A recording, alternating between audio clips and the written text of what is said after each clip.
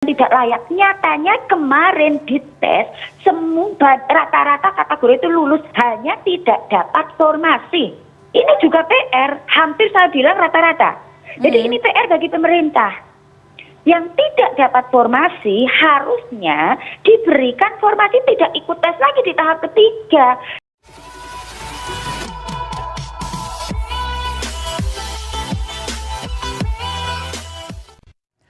Menteri Pendayagunaan Aparatur Negara dan Reformasi Birokrasi Cahyokumolo memastikan tidak ada lagi tenaga honorer di instansi pemerintah usai 2023. Di sisi lain, hingga kini puluhan ribu tenaga honorer masih bekerja di lingkungan instansi pemerintah. Jika tenaga honorer dihapuskan, lalu bagaimana nasib puluhan ribu orang tersebut? Bergabung Titi Purwaningsih, pembina Forum Honorer kategori 2 Indonesia. Selamat sore, Bu Titi. Ya, selamat sore. Baik, Bu Titi, terkait dengan pernyataan dari Menteri Cahyo memastikan tidak ada lagi tenaga honorer di instansi atau lingkungan pemerintah pada 2023 mendatang. Sejauh ini komunikasi yang dibangun seperti apa, Bu Titi? Selamat sore semuanya. Yang jelas dengan berita atau statement dari Kemenpan RB seperti itu membuat suatu hentakan yang luar biasa buat kami. Di sini perlu kami jelaskan dulu ya Mbak, bahwa kami adalah honorer kategori 2. Itu karena ada dasar hukumnya atau payung hukumnya. Nah, ketika kita sudah mengabdi sekian puluh tahun, paling sedikit 18 tahun, bahkan ada yang sudah 30 tahun, tiba-tiba ada sebuah hal yang menyatakan bahwa honorer ini sudah mau dihapuskan.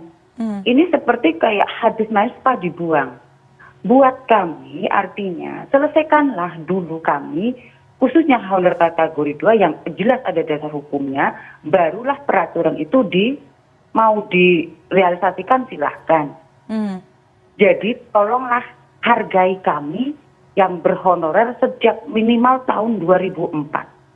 Bayangkan sudah sekian puluh tahun, tiba-tiba setelah proses waktu menunggu kami dengan sabar, ternyata hasilnya seperti ini. Kami terus membangun komunikasi, terutama dengan pemerintah daerah. Dan pemerintah daerah selama ini ternyata masih membutuhkan kami. Namun yang kami takutkan juga, ketika ini terus berjalan rekrutmen dan kami honorer tidak bisa masuk, ini yang kami takutkan, ini benar-benar terjadi kepada kami.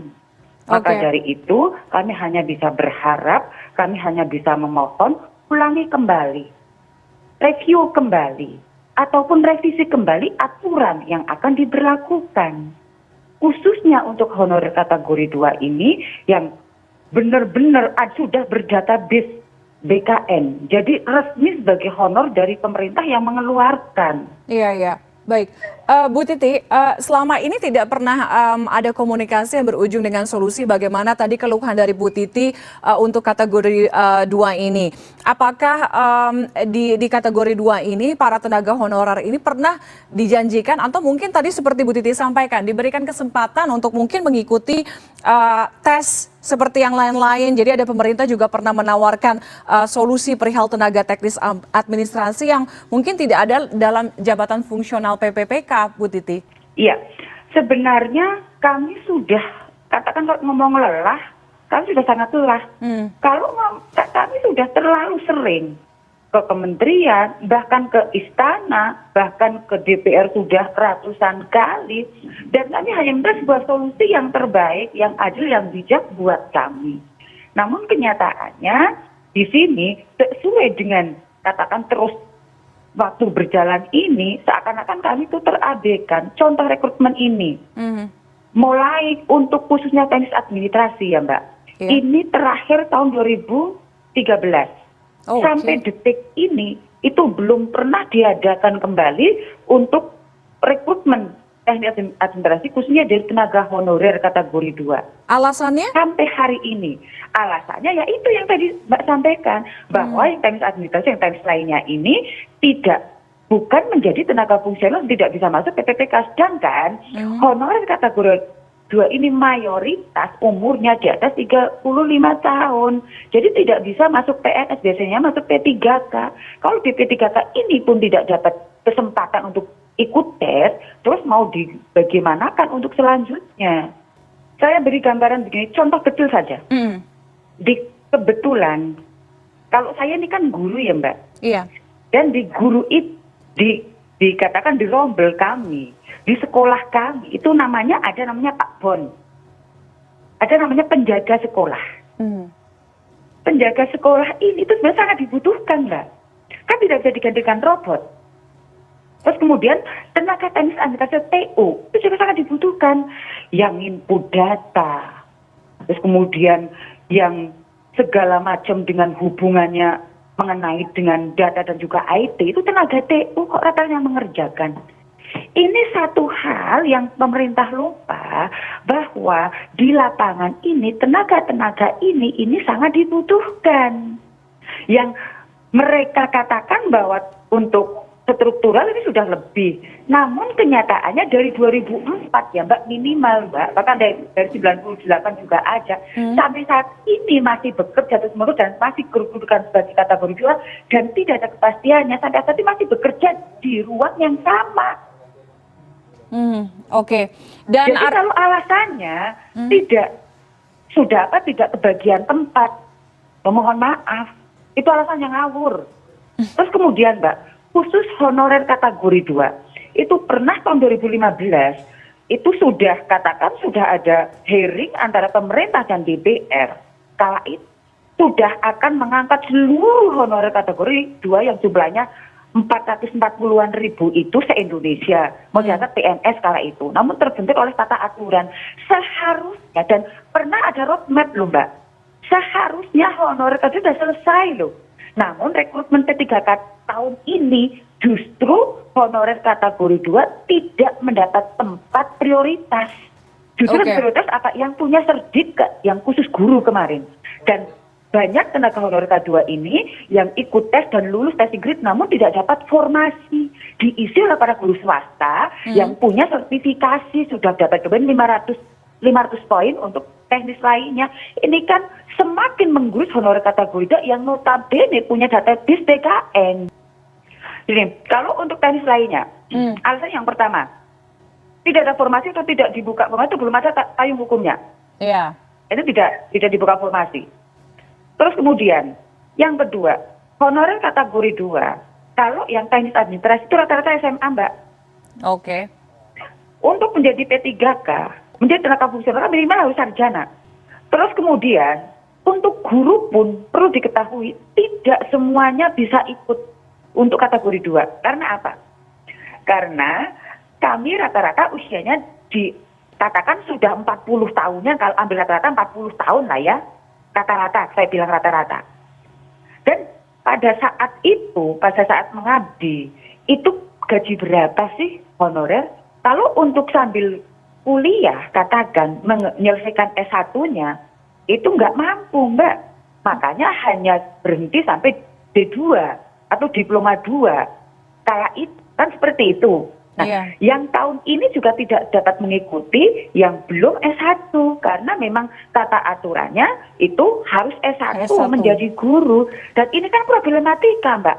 Seharusnya itu diberi semuanya kesempatan, setelah jadi baru melanjutkan. Itu kan adil. Sama seperti yang teknis lainnya ini juga. Yang masih SMA dibuka ruang saja dulu. Terus kemudian yang lulus nanti kan diberikan atau diberi kompetensi atau diberi diklat pelatihan dan sebagainya ataupun lanjutkan kembali. Sebenarnya banyak solusi Mbak. Cuma tinggal goodwill-nya mau apa tidak, kan seperti itu. Yang penting kalau buat kami Mbak, yang penting diberi kesempatan sukses saja dulu. Contohnya kami selalu dari dulu itu selalu bilang kategori 2 tidak kompeten, tidak layak. Nyatanya kemarin di tes, semua rata-rata kategori itu lulus, hanya tidak dapat formasi. Semua lulus? Ini juga PR, hampir saya bilang rata-rata. Jadi ini PR bagi pemerintah. Yang tidak dapat formasi harusnya diberikan formasi, tidak ikut tes lagi di tahap ketiga. Tahap 1 lulus, tahap 2 lulus, tetap tidak dapat formasi. Terus disuruh tes tahap 3, terus nanti optimalisasi formasi lah. Kalau dapat lah, kalau nggak dapat lagi, terus dihapus. Padahal Loh, sudah ini nggak dibuktikan ya. fair. Sudah dibuktikan dengan lulus tes tadi ya, Bu Titi ya, Nah, sebagian besar artinya rata-rata. kami itu kompeten, Mbak. Oke. Dan yang lebih membuktikan bahwa kami kompeten adalah apa? Pengabdian kami yang puluhan tahun. Ini kompeten plus kami loyal kepada pemerintah. Dan kami berdiri di atas aturan pemerintah. Makanya kami ada. Dan pada tahun 2013, Mbak, itu ada surat Kemendagri yang mengatakan surat pelarangan pengangkatan honorer kecuali honorer K2 yang diakui pemerintah. Tapi kenyataannya pada tahun ini dibuka seluruh honorer K2 justru tergerus, tidak dapat formasi dan formula khusus. Oke. Ini kan berarti kebijakan ini yang untuk HK2 ini kan berarti tidak diteruskan, mangkrak di tengah jalan. Oke, jadi memang salah satu yang mengganjal adalah artinya mengapa ini dianggap tidak manusiawi karena mereka ini adalah mereka yang sudah mengabdi puluhan tahun, salah satunya seperti itu alasannya. Bu Titi, saya akan minta tanggapan Anda. Ini Menteri Cahyo, Menpan RB kan mengatakan bahwa rekrutmen tenaga honorer ini mengacaukan hitungan kebutuhan ASN katanya di instansi pemerintah. Padahal beberapa instansi pun mengatakan memang sangat membutuhkan tenaga honorer. Nah, karena ini berkaca dari kebijakan yang memang diimplementasikan di beberapa negara maju dengan catatan, misalnya jumlah civil servant-nya, jumlah ASN-nya atau pembuat kebijakan ini lebih sedikit angkanya dibandingin dengan public services-nya atau government worker-nya. Tanggapan Anda, tapi mungkin nggak sih ini diimplementasikan di sini juga di Indonesia? Yang jelas seperti ini, Mbak. Kalau mengatakan bahwa mengacaukan, mohon maaf, tenaga honorer direkrut itu pasti berdasarkan karena kebutuhan. Kan seperti itu. Tidak mungkin tiba-tiba merekrut tidak ada kebutuhan. Dulu moratorium berapa lama? Dan kalau honorer K2 ini, Mbak, perlu saya tegaskan. Kalau berakhir honorer sampai dikatakan, kalau pemerintah tegas sudah ada surat pelarangan pengangkatan honorer, kalau tahun 2013 tidak akan terjadi seperti ini. Itu dasarnya itu karena apa? Sudah ada surat pelarangan pengangkatan honorer, tapi masih dibuka honorer terus. Bahkan sekarang justru yang berhak honorer K2 ini harusnya yang berhak justru malah tergerus oleh aturan itu. Belum diselesaikan, sudah tidak dapat tempat. Mudah-mudahan akan ada solusi yang terbaik untuk tenaga honorer kategori 2 ini. Jumlah total berapa, Bu Titi? Total kalau honorer kategori 2 ini masih sedikit, Mbak. Kalau pas 2019 kan ada pengurangan dari K2 juga yang terekrut P3G, kan 34-an ribu. Lah sekarang terekrut lagi P3G. Dulu kan jumlahnya sekitar 440 ribu dikurangi yang PNS 2018 dan P3G 2019 dan plus sekarang paling tidak ya tinggal nggak banyak, tinggal 300 ribuan paling, Mbak. Itu kebanyakan dari teknis administrasi dan Oke, mudah-mudahan ada solusi terbaik, paling tidak mendapatkan kesempatan atau formasi, bagaimanapun juga mereka adalah orang-orang yang dibutuhkan, dan itu tadi sudah mengabdi, sudah memberikan tenaganya puluhan tahun, sehingga itu harus menjadi pertimbangan dan diperhitungkan. Terima kasih Ibu Titi Purwaningsih sudah bergabung dengan CNN Indonesia Newsroom sore hari ini. Selamat sore Bu Titi, salam sehat selalu.